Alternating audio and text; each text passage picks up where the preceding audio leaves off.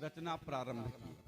भागवत ग्रंथ की रचना प्रारंभ कहाँ से होती है? जब महाभारत का युद्ध समाप्त हो जाता है, दुर्योधन की जांघ टूट गई है और वह भूमि में पड़ा हुआ करा रहा है, पांडव विजय प्राप्त कर लिए हैं।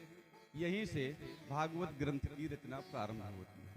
यथामृधे कौरव सृंजयानाम वीरेषु वीर गतिम गतेषु वृकोदरा विद्ध गदा विमर्शे भग्नोरु दंडे धृतराष्ट्र पुत्रे। धृतराष्ट्र के पुत्र दुर्योधन की जंघा टूटी है, वह पड़ा हुआ युद्ध भूमि में कराह रहा है। तभी वहां पर अश्वत्थामा आता है। अश्वत्थामा कहने लगा कि राजन, आपने तो सबको सेनापति बना दिया, लेकिन हमको मौका नहीं दिया। अगर एक बार हमको मौका दिए होते तो मैं पूरा युद्ध जीत लेता। और हमको आज्ञा दीजिए, मैं जो है पांडवों का वध कर दूंगा।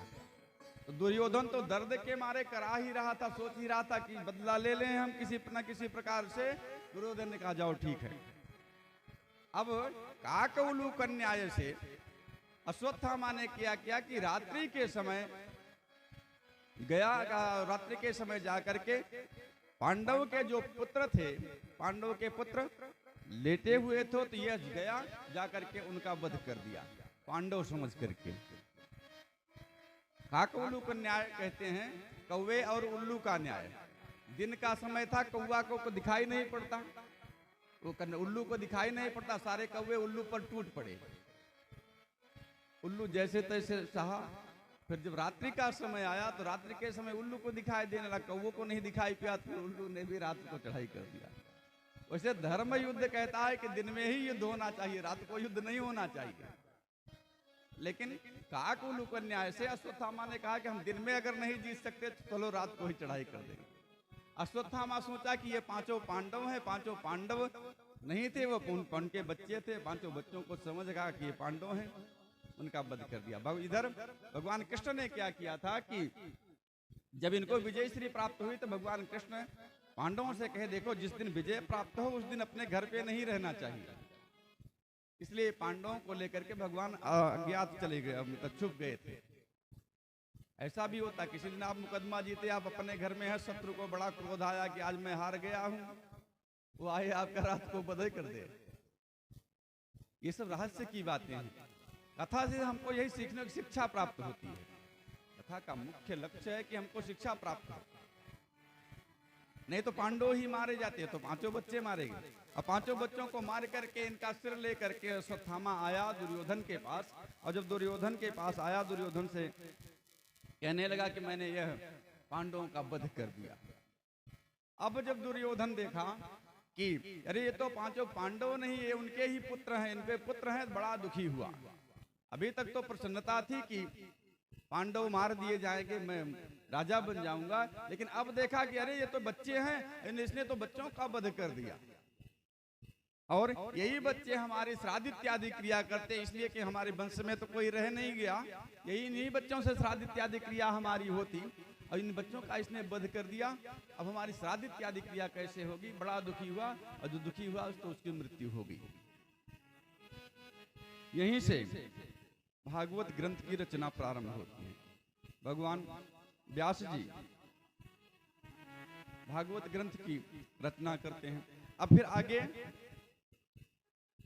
की कथा में द्रौपदी बड़ी दुखी हुई कि हमारे पुत्र मार दिए गए, बड़ा दुख हुआ। पांडवों को इस बात का पता चला कि हमारे बच्चों का वध कर दिया अश्वत्थामा ने। तो अर्जुन ने प्रतिज्ञा की कि मैं अश्वत्थामा का वध कर दूंगा। और जब प्रतिज्ञा करने के बाद भगवान श्री कृष्ण से कहे कि अब मैं अश्वत्थामा को खोज करके मारूंगा। अश्वत्थामा का पीछा किए, अश्वत्थामा का जब पीछा किए तो अश्वत्थामा भागा। भागने के बाद फिर अश्वत्थामा को पकड़ करके ले आए, रस्सी अपने दुपट्टे में बांध करके, जैसे पशु को रस्सी में बांध दिया जाता है, पशुम रसन आया था, जैसे पशु को रस्सी में बांधा जाता है, उसी प्रकार से अश्वत्थामा को बांध करके लाए। और अश्वत्थामा को बांध करके जब लाए तो ला करके द्रौपदी के सामने खड़ा किया और कहने, और द्रौपदी ने जैसे देखा कि अश्वत्थामा आए हैं तो अश्वत्थामा तो गुरु का पुत्र था, तो गुरु का पुत्र भी गुरु के समान नहीं होता है। तो अब स्त्री का स्वभाव ही ऐसा होता है। तो उन्होंने क्या किया, निरीक्ष कृष्णाप कृतम गुरु कृतम वाम स्वभावा कृपया न नाम। उन्होंने क्या किया कि तुरंत प्रणाम किया, अरे गुरु जी प्रणाम। पुत्र का तो वध इसने कर दिया था, वध करने के बाद भी द्रौपदी प्रणाम कर रही है अश्वत्थामा को।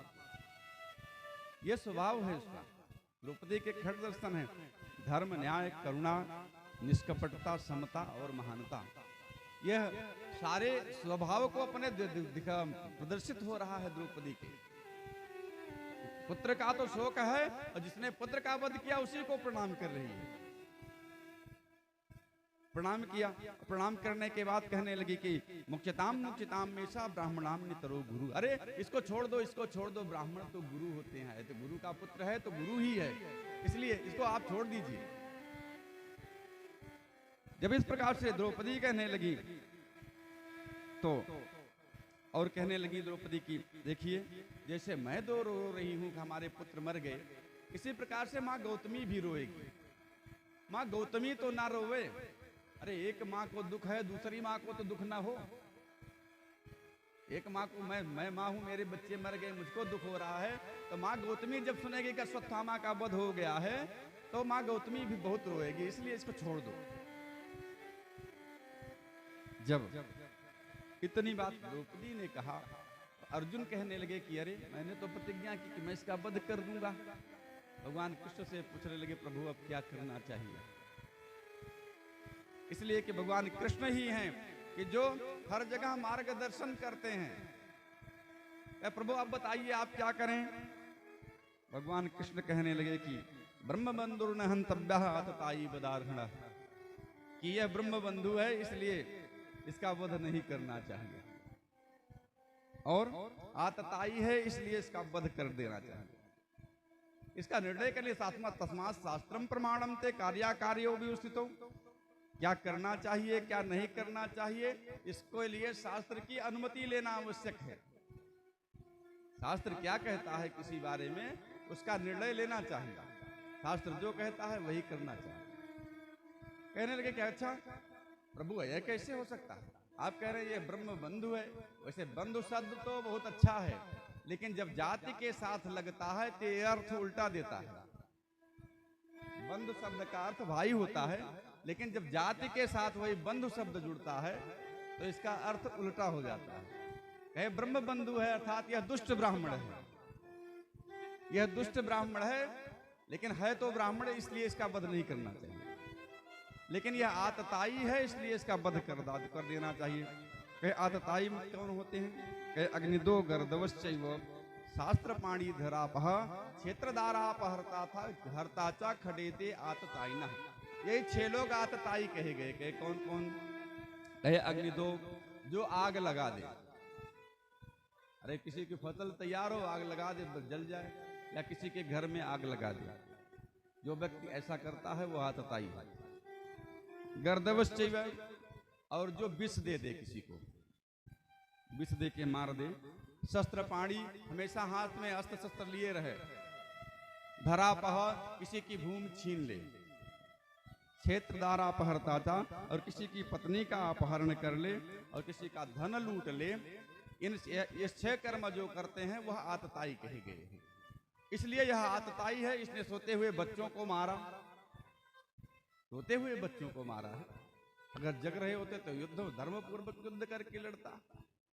और इन लोगों का भी तो वध नहीं करना चाहिए। किनका कहे मत्तम प्रमत्तम उन्मत्तम सुप्तम बालम स्त्रियम जड़म प्रपन्नम व्यर्थम भीतम रिपुम न हंति धर्मविद। धर्मवेत्ता इन लोगों का वध नहीं करते। अरे पागल व्यक्ति का, उन्मत्त व्यक्ति का, जो सो रहा है, इन सब का वध नहीं करते। और इसने तो ऐसा कार्य कर दिया, इतना निंदित कार्य कर दिया, बच्चों का वध कर दिया, वो भी सोते हुए बच्चों का वध कर दिया, इसका वध कर दिया। अब अर्जुन सुने तो अर्जुन कहने लगे, अरे प्रभु ऐसे कैसे हो सकता है? आप कह रहे हैं कि ब्रह्म बंधु है ना मारो, और कहते हैं आतताई है मार दो। एक नियम दो नियम एक ही व्यक्ति पर कैसे लागू हो सकता है? मार भी दो और ना भी मारो। हाथ जोड़े, अरे अब आप ही मार्गदर्शन करिए। भगवान ने कहा कि इसके सिर में मणि है, आप मणि का भेदन कर दीजिए और इसके पीछे हाथ लगा करके सभा से अपमान करके भेज दीजिए। वपनम द्रविणादानम स्थानान्यापनम तथा ऐसे ही ब्रह्म बंधु नाम बधो नान्यास्ता। यह ब्रह्म बंधु है तो उसको क्या करना चाहिए कि वपन इसका दाढ़ी मूछ बनवा दो, रूप हो जाए। द्रविणादानम, इसके पास जो धन इत्यादि है उसको छीन लो। और स्थानान्यापनम तथा सभा से उसको धक्का मार के बाहर कर दो। यही उसका वध है। अगर कोई सम्मानित व्यक्ति है तो उसका तो वध ऐसे ही हो जाता है। कुछ जो सम्मानित पूर्वक समाज में जी रहा हो और सभा के बीच में दो बात कोई बोल दे तो वह सम्मानित व्यक्ति को मरने से ज्यादा कष्ट हो जाता है। इसलिए कहे इसको इसका वध नहीं करना है, इसका सम्मान, जिसको मान है इसका मान भंग कर दो, उसके बाद इसको छोड़ दो। अर्जुन अपना बाण लिए, बाण से मणि का भेदन किए, मस्तक पर उसके मणि थी। अश्वत्थामा के भेदन करने के बाद सभा से बाहर कर दिए। और जब बाहर कर दिए अश्वत्थामा गया तो बड़ा दुखी हुआ, कहा अरे मेरा बड़ा अपमान हुआ और अपमान हुआ, अब मैं पांडवों में किसी को छोड़ूंगा नहीं, मैं सबका वध कर दूंगा। अब मैं किसी को छोड़ूंगा नहीं, अब मैं सबका वध कर दूंगा। उधर उसने अपने योग बल से देखा क्या कि अभिमन्यु की पत्नी उत्तरा गर्भवती है। कहा अभी तो पांडवों में एक बच्चा है जो जीवित है, जो राज्य करेगा, अभी तो एक बच्चा बचा है, मैं इसको भी नहीं छोड़ूंगा। इसने ब्रह्मास्त्र का प्रयोग कर दिया। और जब ब्रह्मास्त्र का प्रयोग किया तो ब्रह्मास्त्र के प्रयोग के बाद उत्तरा गर्भवती थी, हाथ जोड़ करके भगवान से प्रार्थना करने लगी, पाहि पाहि महायोगिन देव देव जगतपते नान्यत तद्भयम पश्ये यत्र मृत्यु परस्परम। हे गोविंद, मैं आपकी शरण में हूँ। हे जगत के स्वामी, मैं आपकी शरण में हूँ और आप हमारी रक्षा कीजिए। और प्रभु इतने नहीं, कामम दहत माम नाथो मामो गर्भो निपातताम। हे प्रभु, मैं मर जाऊं तो कोई बात नहीं, लेकिन आप मेरे गर्भ की रक्षा कर दीजिए। मैं मर जाऊं तो कोई बात नहीं, लेकिन आप मेरे गर्भ की रक्षा करिए। जब इस प्रकार से दो ही श्लोक में जैसे स्तुति किया, भगवान कृष्ण अंगूठे के बराबर का स्वरूप हो लेकर के, भागवत में कहते हैं तो भगवान कृष्ण गदा लेकर के प्रवेश कर गए और उस गदा को इतनी तेज घुमा रहे थे तो ऐसा लग रहा था कि भगवान श्री कृष्ण का चक्र चल रहा है। तो गदा इतनी तेज घुमा रहे थे, तो गदा घुमाने से लग रहा था कि यह गदा नहीं चक्र है। और बच्चे की रक्षा की। और जब बच्चे की रक्षा करने के बाद फिर भगवान कृष्ण मां कुंती के पास गए। कुंती बुआ थी, भगवान कृष्ण की सगी बुआ थी कुंती। आगे कथा में प्रसंग आएगा तो बताएंगे कुछ विस्तार से। कुंती के पास गए और कहने लगे कि अब बुआ हमको जाना चाहिए, अब तो आपको सब कुछ प्राप्त हो गया, राज्य नहीं था राज्य भी मिल गया, आपका उत्तरा के गर्भ की भी रक्षा हो गई, पांडव अब तो सुरक्षित हो गए, कौरवों में अब कोई नहीं बचा, अब मैं जाना चाहता हूं द्वारिकापुरी। अब जब निवेदन किया, कुंती कहने लगी प्रभु आप ऐसे कैसे चले जाएंगे, अभी तक तो आप हमारे साथ थे। अब मां कुंती प्रार्थना करने लगी। अब कुंती 26 श्लोकों में भगवान कृष्ण से प्रार्थना करती है, कहती हैं नमस्ते पुरुषम तम आद्य प्रकृति परः अलक्षम सर्वभूतानाम अंतर बहिर्स्थितम। कहे प्रभु आप तो मैं प्रणाम करती हूँ, आप प्रकृति से परे हैं, आप प्रकृति से परे हैं। अर्थात ये जो प्रकृति है, प्रकृति की भी रचना आपने ही की और अलक्ष्य हैं। आपको प्राप्त करना इतना आसान नहीं है, बड़ा कठिन है। और आप तो सबके अंदर भी स्थित हैं और बाहर भी स्थित हैं। वैसे भी कहता था ईशावास्य विदम सर्वम, उपनिषद कहता है ईशावास्य विदम सर्वम यत्किंचित जगत्याम जगत। संसार जो पूरे संसार में सब जगह भगवान व्याप्त हैं और कहीं अंदर भी है बाहर भी है, कहीं ऐसा स्थान नहीं जहां भगवान नहीं है, सब जगह हमेशा विद्यमान है। कहते हैं कृष्णाय वासुदेवाय देवकी नंदनाय च नंदगोप कुमाराय गोविंदाय नमो नमः। नमः पंकजनाभाय नमः पंकजमाल्ये नमः पंकज नेताय नमस्ते पंकजांग्रे। और इस प्रकार से स्तुति करते हुए कहने लगी कि प्रभु विशान महाग्रे पुरुषार्थ दर्शनाह दश सभायां वनवास कृक्षतः मृधे मृधे नेक महारथास्तो द्रोणस्त्रम हरे भी रक्षितः। प्रभु जब भीम को कौरवों ने जहर दे दिया तो भी आपने रक्षा की, और आपने रक्षा ही नहीं की, उसका प्रतिफल ऐसा दिया कि जब भीम तो भीम को लड्डू में जहर दे दिया कि भीम मर जाए। भीम लड्डू खाए और भीम को लड्डू में विष था, विष खाने के प्रभाव से इनकी मृत्यु हो गई।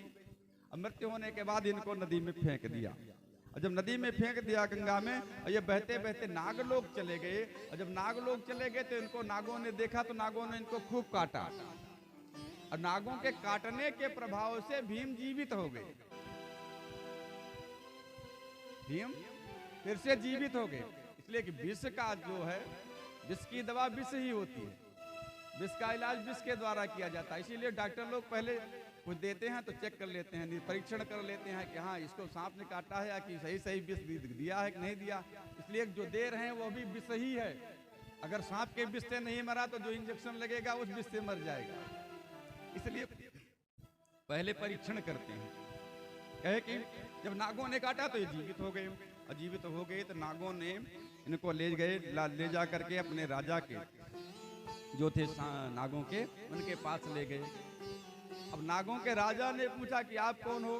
कहे मैं भीम हूँ, मैं पांडव हूँ, पांडव कुंती का पुत्र हूँ और मेरा नाम भीम है। कहे मुझको कौरवों ने विष दे दिया, विष के प्रभाव के कारण मेरी मृत्यु हो गई थी, मैं बहते बहते कहाँ कैसे होगा मैं तो नहीं समझ पाया। बड़े प्रसन्न हुए, और जब प्रसन्न हुए तो इन्होंने अमृत पान कराया, और जब अमृत पान करवाया तो अमृत पान करने के प्रभाव से भीम में 10,000 हाथियों का बल हो गया। सोच रहे थे कि मर जाएं तो जब कमजोर थे तो वहां गए तो और ज्यादा बलवान होकर के आए। प्रभु आपकी तो बड़ी लीला है, आप जब कृपा करते हो तो हर तरफ से कृपा ही हो जाती है। आप में तो कहीं कोई अनर्थ करना भी चाहता, अगर आपकी कृपा हो जाती है तो वहां भी कल्याण कर देते। और इतना ही नहीं, कहां कहां आपने हमारी रक्षा की, पग पग पर हमारी रक्षा की। और जब तक तो दुख था तब तक तो आप हमारे साथ साथ रहे, और जब सुख की बारी हुई तो आप जा रहे हैं। बात कुछ अच्छी नहीं रही है। भगवान कहने लगे कि माँ बुआ आप हमसे जो मांगो वो हम दे देंगे। अब जब इस प्रकार से कहा तो द्रौपदी कहने लगी अगर देना ही चाहते हो तो विपदा संतु न सस्वत यत्र यत्र जगत गुरु। कहे हे जगत गुरु, हे भगवान कृष्ण, आप अगर प्रभु देना ही चाहते हो तो हमको विपत्ति दे दो और कुछ नहीं चाहिए, हमको विपत्ति दे दो। भगवान से तो हम सुख मांगते हैं, दुख नहीं मांगते। लेकिन आज द्रौपदी कुंती महारानी कह रही हैं कि प्रभु आप हमको विपत्ति दे दो। विपत्ति इसलिए दे दो कि जब जब विपत्ति रहती तब तक तो आप साफ रहते हो, और जो सुख का समय आया तो आप कह रहे हो कि हम जा रहे हैं। इसलिए अगर देना चाहते हो तो विपत्ति दे दो। अरे अब कितनी विपत्ति सहेंगे हुआ। फिर कुंती से विदा लेकर के भगवान कृष्ण और पांचों पांडव सब लोग भीष्म पितामह के पास गए। और जब भीष्म पितामह के पास गए, भीष्म पितामह सरसैया पर पड़े हुए थे। इनको तो इच्छित मृत्यु का वरदान था। उनके पिताजी शांतनु महाराज ने इनको इच्छित मृत्यु का वरदान दिया था। जब इनकी मृत्यु हुई तो भीष्म पितामह श्राद्ध कर रहे थे, और श्राद्ध के समय तभी पितामह भीष्म जी आ गए। और जब भीष्म जी आए तो पिंडदान करने जा रहे थे, हाथ बढ़ा दिए कि हाथ में दे दो। लेकिन भीष्म पितामह ने प्रसाद पिंड जो है वो हाथ में नहीं दिया, हाथ अपना पीछे कर लिए और फिर से दोबारा संकल्प किए। जब दोबारा संकल्प किए फिर पिंड वेदी पर देने लगे, तब तक फिर हाथ बढ़ाया, फिर हाथ इन्होंने पीछे कर लिया। तीसरी बार फिर से संकल्प किया, और संकल्प किया तो बहुत जल्दी से ही पिंड कुशा पर रख दी। वो हाथ बढ़ाते थे, इसके पहले ही अपना हाथ ये पिंड कुशा पर रख दिए। बहुत प्रसन्न हुए शांतनु। कहे बेटा तुम तो शास्त्र के ज्ञाता हो, और जब तुम शास्त्र के ज्ञाता हो, शास्त्र को की महिमा जानते हो, अब मैं तुम्हारी परीक्षा ले रहा था। जाओ मैं तुमको आशीर्वाद देता हूँ, जब तुम चाहोगे तभी तुम्हारी मृत्यु होगी। तो अभी तक तो सूर्य दक्षिणायन थे, दक्षिणायन होने के कारण भगवान कृष्ण, दक्षिणायन होने के कारण भीष्म पितामह अपना शरीर छोड़ना नहीं चाह रहे थे। सोच रहे थे प्रभु अगर भगवान आ जाएं तो उन्हीं के सामने प्राण त्यागूं तो कितना अच्छा होगा। अब इधर भगवान कृष्ण, युधिष्ठिर, भीम, नकुल, सहदेव, पांचों पांडवों के साथ सब लोग गए और जाकर के भीष्म पितामह से उपदेश लेने लगे। प्रणाम किया सब लोगों ने। प्रणाम करने के बाद भीष्म पितामह बड़े प्रसन्न हुए और राजधर्मान, दान धर्मान, मोक्ष धर्मान विभागतः स्त्री धर्मान भगवत धर्मान समास व्यास योगतः, इन्होंने दान धर्म, राजधर्म, मोक्ष धर्म और विभाग इसको अलग अलग करके स्त्री धर्म, भगवान धर्म, भगवत धर्म, इन सबका विस्तार पूर्वक और छोटा करके सबका वर्णन किया। इनसे वर्णन करने के बाद फिर भीष्म पितामह भगवान श्री कृष्ण से प्रार्थना करने लगे। कहने लगे प्रभु आप आए, मैं तो आपकी ही प्रतीक्षा कर रहा था, सोच रहा था कि आपका दर्शन प्राप्त हो जाए। अरे मैंने तो यही प्रतिज्ञा कर ली थी प्रभु कि मैं आपको शस्त्र उठवा दूंगा, और आपने मजबूरी में रथ का पहिया लेकर के हमारे ऊपर टूट पड़े। प्रभु आप अपने भक्त की रक्षा के लिए अपनी ही मर्यादा को तोड़ देते हैं। आपने तो प्रतिज्ञा की थी मैं युद्ध में अस्त्र शस्त्र ग्रहण नहीं करूंगा। और पुष्पताग्रा चंद्र के माध्यम से इन्होंने भगवान की स्तुति की। कोई फूल इत्यादि कुछ तो हाथ में था नहीं इनके, तो इन्होंने पुष्पताग्रा चंद्र से ही भगवान की स्तुति करी। इतिमति रुत्कल्पिता वितृष्णा भगवत शास्त्र पंगवे भूमि सुसुख उपगते कुचित बिहर्तुम प्रकृति उपयुष यद्भव प्रवाह। हे प्रभु यह जो मेरी मति है, मैं चाहता हूं कि मति रूपी जो मेरी एक पुत्री है आप इसका विवाह कर लीजिए अपने साथ। ये और इसका जब विवाह कर लीजिए आप, हे प्रभु ये मति आप स्वीकार कर लीजिए। इसलिए कि जो मति है बड़ी चंचल है। मन जहां जहां प्रेरित कर देता है बुद्धि वहीं वहीं पहुंच जाती है। अब अंत समय में जहां बुद्धि ले जाती है, मन चला जाता है, अंत समय में फिर वही जन्म प्राप्त हो जाता है। अंत समय में जहां मन चला जाता है उसी रूप में दूसरा जन्म प्राप्त हो जाता है। इसलिए साधना करने की आवश्यकता तो हमें शुरू से है और अंत में भजन बन जाए। मुख्य लक्ष्य यही है। आगे जो कथाएं आएंगी इसी बात को पुष्ट करेंगी। और भगवान से प्रार्थना करते करते फिर रासलीला की भी वर्णन करते हैं। कहे प्रभु आपने रासलीला में भी गोपियों का बड़ा आनंद प्रदान किया, और वहां आनंद प्राप्त करने के बाद भगवान शिव भी गोपी के रूप में आए थे। अरे प्रभु वो भी आपकी इतनी अच्छी लीला कि मैं क्या कहूंगा, तो विस्मरण नहीं होती।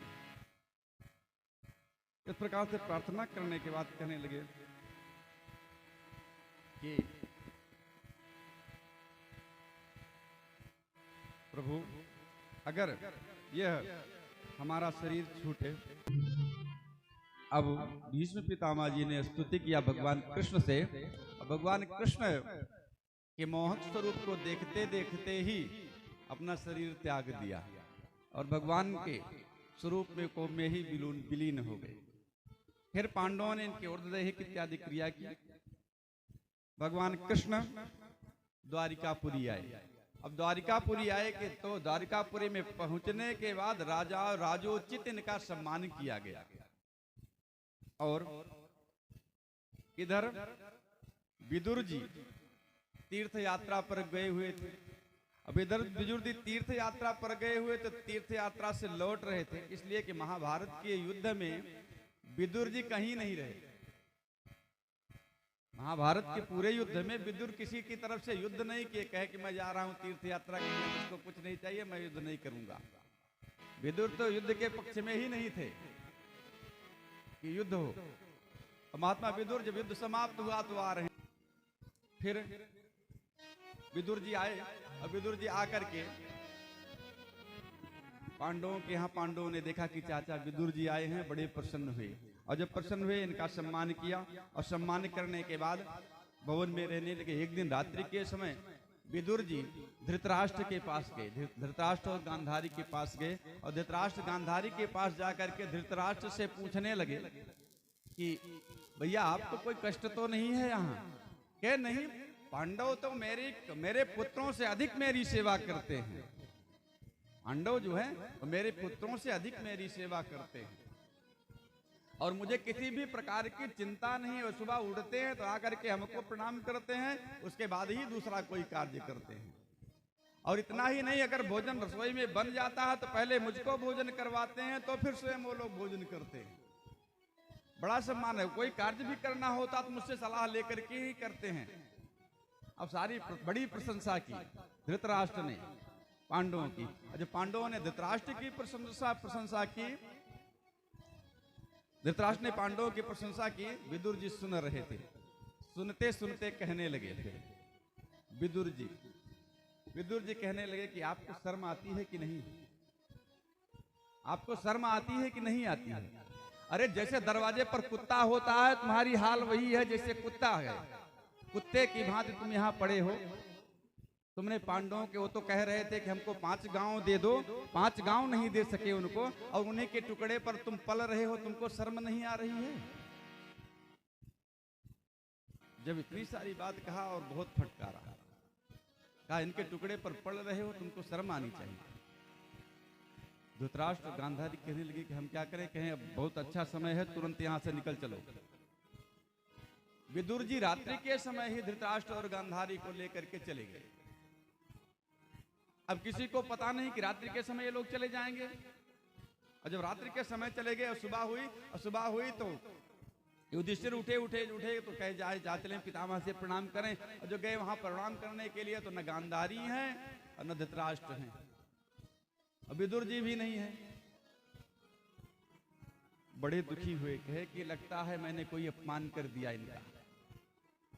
वैसे तो मैंने तो अभी तक कोई अपमान नहीं किया, जो कुछ किया इन्हीं लोगों ने किया, लेकिन लगता है कुछ अपमान कर दिया, शायद हमसे रुष्ट होकर के चले गए। बड़े दुखी हुए युधिष्ठिर। और जब दुखी हुए तभी तुम्बुरु गंधर्व के साथ नारद जी भी आ गया। और नारद जी आए और नारद जी कहने लगे कि देखिए महात्मन धृतराष्ट्र, आप महात्मा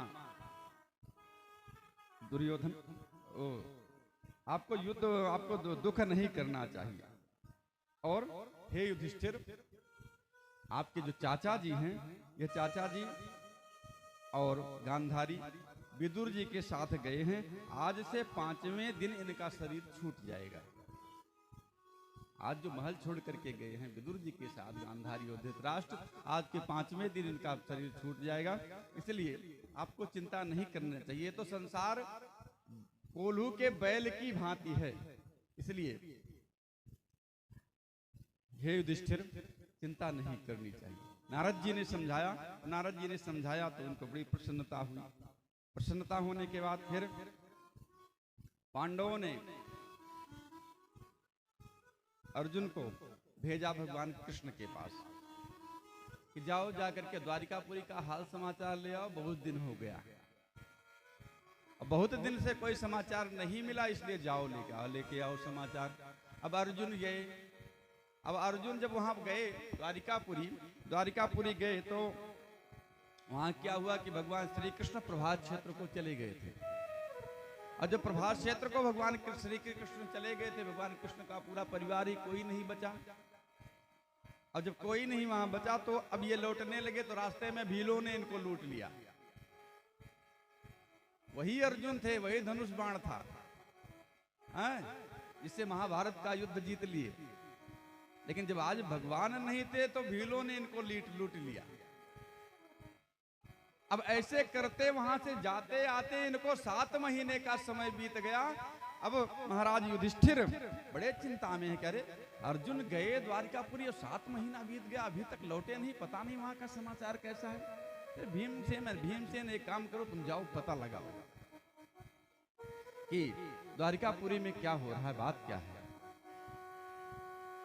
अब इधर इतनी बात ही कर रहे थे, उधर से देखा कि अर्जुन आ रहे हैं। अब अर्जुन आ रहे हैं तो उनका मुंह लटका हुआ है, उनका तेज समाप्त हो गया है, बड़े खिन्न मन से चले आ रहे हैं। अब देखा, देखने ही अर्जुन युधिष्ठिर कहने लगे कि भैया ये क्या हो गया? अरे किसी ने कुछ आपको अपशब्द तो नहीं कहा? किसी राजा से आपसे तो युद्ध नहीं हुआ, किसी से पराजित तो नहीं हुए, आखिर इससे इतनी मुख पर मलिनता कैसे आई थी? और जब इस प्रकार से पूछने लगे, अब अर्जुन कुछ बोल नहीं रहे हैं, केवल रो रहे हैं बस। रोने के अलावा इनके मुख से कोई बात ही नहीं निकल रही है। अर्जुन बड़े दुखी, कहने लगे प्रभु, कहने फिर जब बहुत कुछ पूछे तो कहे कि अब क्या बताएं, जो हम सबके सहारा थे भगवान कृष्ण, भगवान कृष्ण ही नहीं रहे। तो कहे भगवान कृष्ण नहीं रहे, कहे वहां बड़ा दुख हुआ।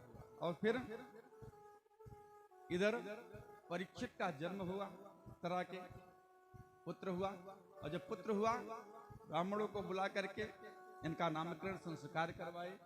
ब्राह्मणों ने इनका परीक्षित नाम रखा बच्चे का। इधर यह बच्चा भी बड़ा हो गया था।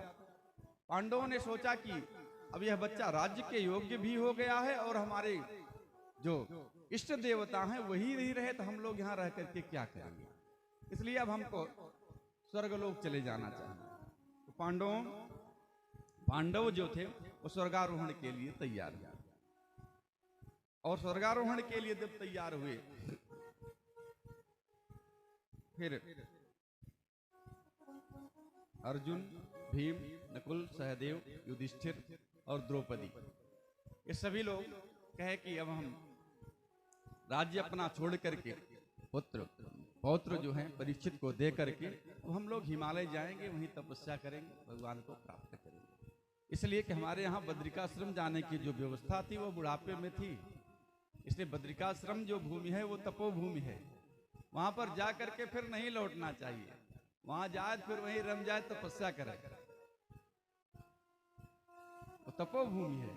वहां तपस्वी लोग आज भी पड़े हैं महात्मा गुफा में, मस्त है भगवान के भजन।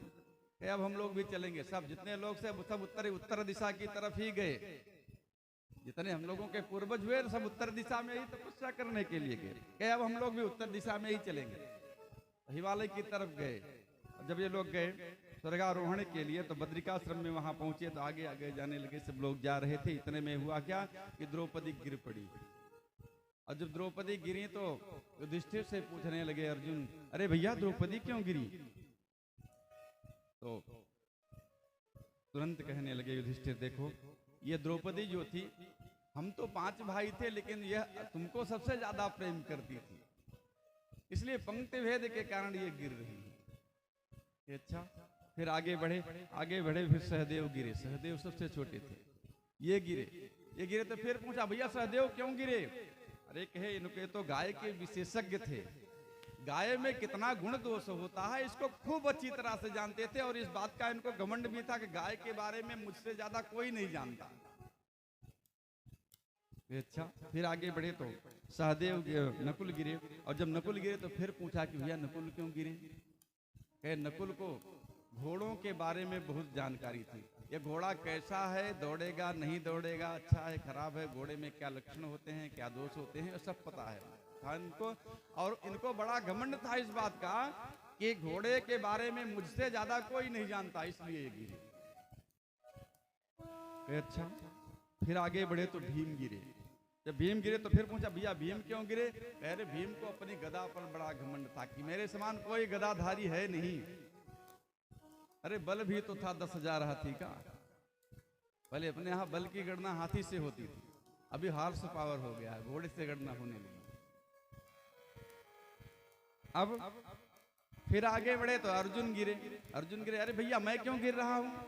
कहे कि आप इसलिए गिर रहे हो कि आपको यह समझते थे कि मेरे समान कोई गांडीवधारी नहीं थे, आपको अपने धनुष पर बड़ा घमंड था कि मुझसे मेरे से अच्छा कोई धनुष चला नहीं सकता, इसलिए आप गिर रहे हो।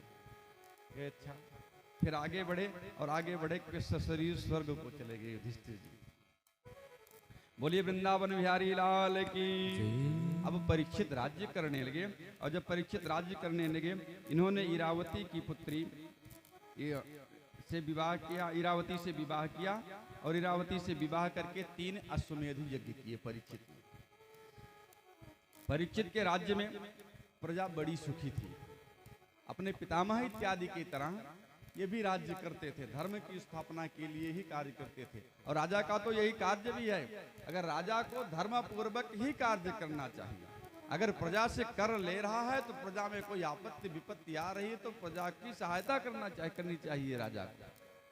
ये राजा का भी कर्तव्य है। राजा प्रजा के छठे, प्रजा जो धर्म कर्म करती है उस धर्म कर्म का छठा अंश राजा को भी जाता है। अगर राजा पापात्मा हो जाता है तो प्रजा भी पापात्मा हो जाती है। इसकी कथा आगे आएगी। एक हुआ राजा बेन, बेन की कथा आगे आएगी। बेन ध्रुव के वंश में ही पैदा हुआ। अब एक दिन राजा परीक्षित सोचने लगे कि चलो अब मैं जंगल में जाऊं, थोड़ा घूम टहल के आऊं, क्या वहां का वैसा वातावरण है। और जब जंगल की तरफ गए तो देख क्या रहे हैं कि एक बैल है जो एक ही पैर पर खड़ा होकर के हाँफ रहा है, और एक गाय है, वो गाय भी वहीं खड़ी है और गाय उसके दुख के बारे में पूछ रही है। और देख कर रही एक बड़ा काला काला व्यक्ति है वहीं पास में खड़ा है, उस जो बैल के पैर, उस बैल जो एक ही पैर पर खड़ा हुआ है उसको अपने पैर से प्रहार कर रहा है। अब परीक्षित देखे, अरे ये तो बड़ा